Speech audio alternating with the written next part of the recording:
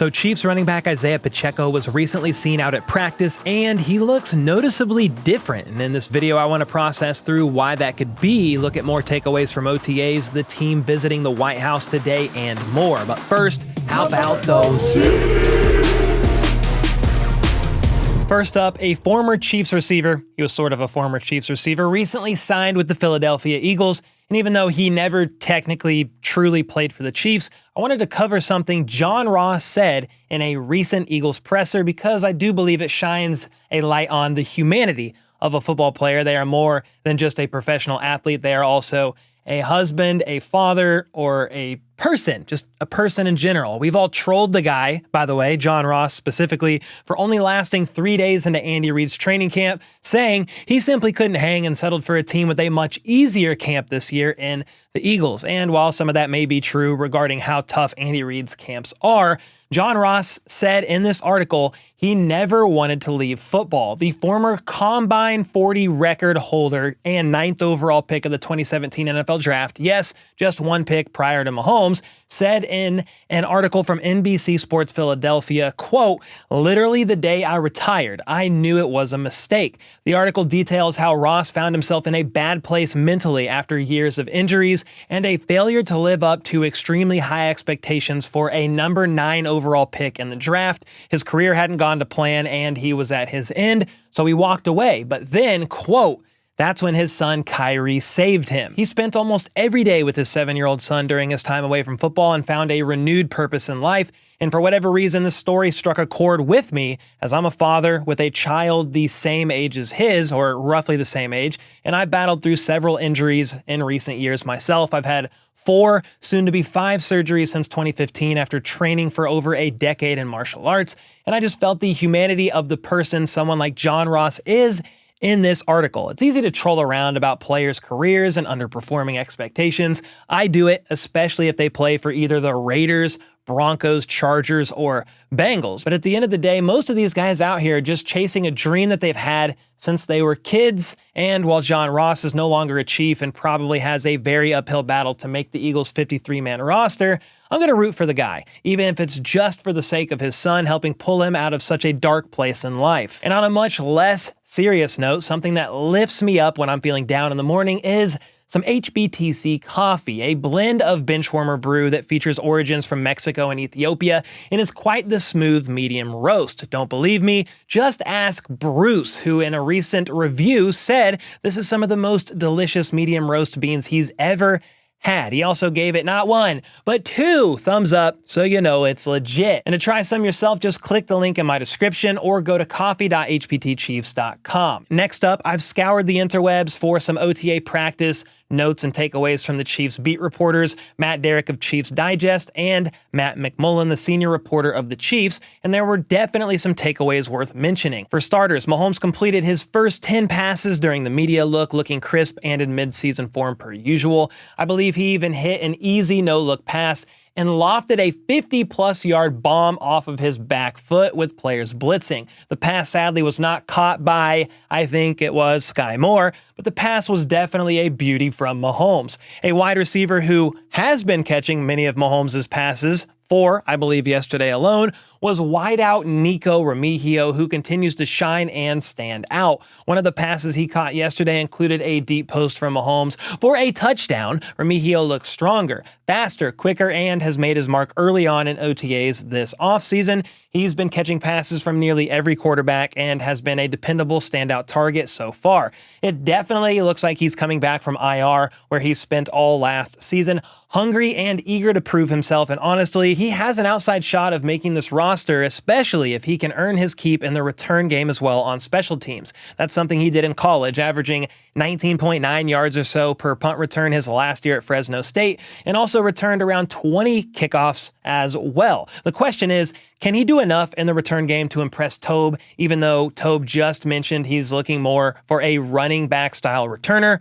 More on that in a bit, but maybe punt returns is a place where Nico excels initially as he continues to grow some sort of an offensive role throughout the season. And in that same vein, wideout Montrell Washington could be fighting for a very similar role. He was used as a returner at times last season for KC when injuries hit, and per Matt McMullen, quote, wide receiver Montrell Washington made a leaping touchdown grab during 11-on-11 drills on what turned out to be the last play of practice. Washington has performed well so far this offseason. Some other standouts from these observations were linebacker Drew Tranquil was out there flying around the field per usual. Nick Bolton, another linebacker, had himself a nice pass breakup, as did UDFA cornerback Miles Battle. Running back Imani Bailey has impressed some beat reporters early in his ability to catch passes out of the backfield, just looking quick and fluid overall. The question is about him. As an undrafted guy, how will he be able to translate from the college to the pro level? And speaking of running backs, there was a clip of Pacheco catching a quick pitch from Mahomes yesterday, and that was shared by Aaron Ladd of Channel 41. And man, I noticed two things here from this clip. First off, it's just a quick clip, yes, but Pacheco himself looks very quick, even a bit more speedy than I'd say I'm used to seeing from him, which is a great thing.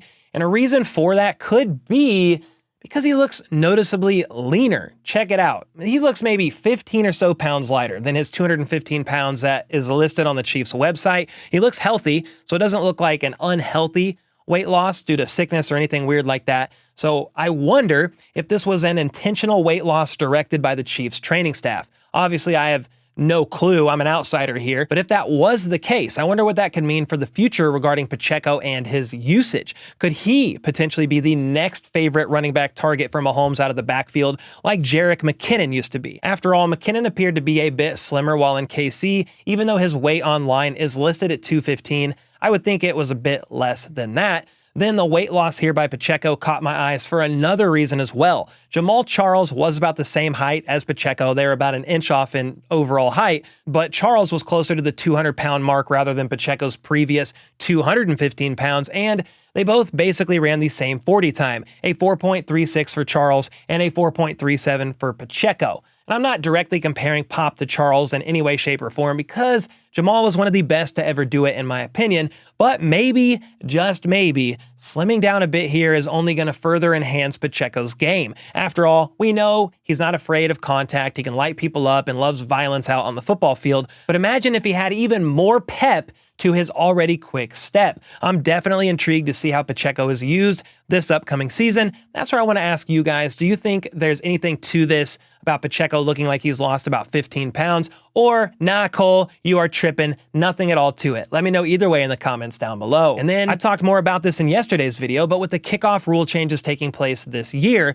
Louis Rees-Zammit and Justin Reed were confirmed out there working on kickoffs as alternates to Harrison Butker. Kickers will be much more involved in needing to make tackles this season, and that's why Dave Toub would rather not have Butker out there as the primary kicker. Rees-Zammit's background in rugby makes him a pretty good kicker, per the words of Toub, just as talented as Justin Reed is, and the beat reporters in attendance said, yeah, whatever Justin Reed was doing kickoff-wise, Rees-Zammit was able to do it as well. So that's going to be something very interesting, in my opinion, to keep tabs on. Rees-Zammit has also been getting the primary returner reps so far, with Dave Toub noting that he's looking for more of a running back style type of guy over a receiver in the return game. On the flip side, whichever returner doesn't end up receiving the ball for kickoffs needs to be a good blocker as well. So there is several things to consider with these new kickoff rules. Welcome to the White House. Again. That's right. The Chiefs got to visit the White House once again for the second year in a row, and you had anyone invited out there that was on the roster last season. So you had a guy like L'Jarius Sneed out there. It was great seeing him. He's no longer on the roster, but again was there last year. So he was there back-to-back years as well. Then it was great to see players like Rashee Rice in the midst of all he's going through. Travis Kelce was there, QB1, several of the coaches, Spags, Toub, Big Red, Brett Veach was there, Clark Hunt, and many, many others. Kelce even got an opportunity to speak on the mic for a moment. My fellow Americans, it's It's nice to see you all yet again. But then he told President Biden he was probably going to get tased if he said any more, so he stepped back to his place. Then the guys actually got Biden. They convinced him to put on a Chiefs helmet, which was pretty funny to see. He was a good sport about it. All in all, no matter what your political leanings are, this is always a pretty cool thing to experience for the players. You don't get invited to the White House very often, but some of these guys made it back-to-back years, which was pretty cool. Shoot, even Harrison Butker went and attended. He was there last year. So if he's there, that's how you know it's an honor to go, regardless of which way you lean politically. The guys are aiming to make this an annual tradition, by the way, so maybe, just maybe, we will see them next year after the ever elusive three-peat is achieved. But with all that being said, that's all for now. Have a great weekend. And until next time, let's go. Let's freaking go. How about those?